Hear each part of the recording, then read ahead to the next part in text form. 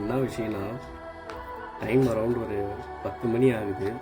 எங்கள் அம்மாவை சர்ப்ரைஸ் பண்ணலாம் அப்படின்னு சொல்லி அவங்களுக்காக பொங்கலை முன்னிட்டு ஒரு கிஃப்ட் ஒன்று ஆர்டர் பண்ணியிருக்கேன்.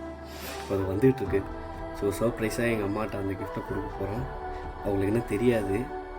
அவங்க என்ன ரியாக்ட் பண்ணுறாங்கன்னு பார்க்கலாம். Let's see.